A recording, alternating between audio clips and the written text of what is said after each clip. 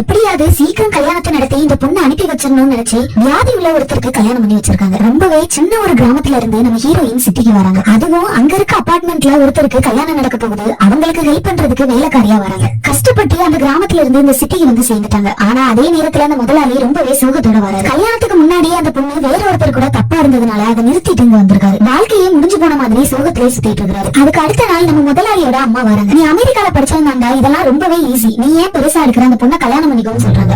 அதுக்கு நம்ம முதலாளி நீலாம் ஒரு அம்மாவா அப்படின்னு சொல்லிட்டு அங்க இருந்து விரட்டி விட்டுறாரு. நம்ம ஹீரோயினுக்கு டெய்லரிங் படிக்கணும்னு ரொம்பவே ஆசை. அதுக்கு நம்ம முதலாளிட்ட வந்து பர்மிஷன் கேக்குறாங்க. அதை கேட்டுட்டு அவங்களுக்கு தெரிஞ்ச ஒரு இடத்துல போய் கத்துக்கிறதுக்கு போறாங்க. அந்த கடைக்கு போய் சேர்ந்தா அவரு டெய்லரிங் கத்து கொடுக்காம மேல குப்பையா இருக்குது, அதை போய் கிளீன் பண்ணு அனுப்பி விடுறாரு. அங்கேயும் போய் வேலைக்காரியா தான் வேலை பார்த்துட்டு இருக்காங்க. எதுலயுமே விருப்பம் இல்லாம நம்ம முதலாளி சுத்திட்டு இருந்ததை பார்த்துட்டு நம்ம ஹீரோயின் அவங்ககிட்ட வந்து பேசுறதுக்கு வராங்க. எங்க வீட்டுல என்ன ஒரு வியாதி உள்ள ஒருத்தருக்கு கல்யாணம் பண்ணி வச்சுட்டாங்க. 4 மாசத்துல அவர் இறந்தும் போயிட்டாரு. ஒரு கிராமத்துல விதவை பெண்ணை எப்படி பாப்பாங்கன்னு உங்களுக்கே தெரியும். அதோட அவங்க வாழ்க்கையே முடிஞ்ச மாதிரி. ஆனா நான் அந்த கிராமத்துல இருந்து இங்க வந்து வேலை பாக்குறேன். வேலைக்காரியா இருந்தாலும் என்னோட செலவை நானே பாத்துக்கிறேன். என்னோட தங்கச்சியோட படிப்புக்கு கூட நான் பணம் என்னால இவ்வளவு தூரம் பண்ண முடியுது, உங்களால இதுல இருந்து வெளியே வர முடியாதான்னு நச்சுன்னு கேட்டுட்டு போறாங்க. அதுக்கப்புறம் தான் நம்ம முதலாளி யோசிக்கிறாரு.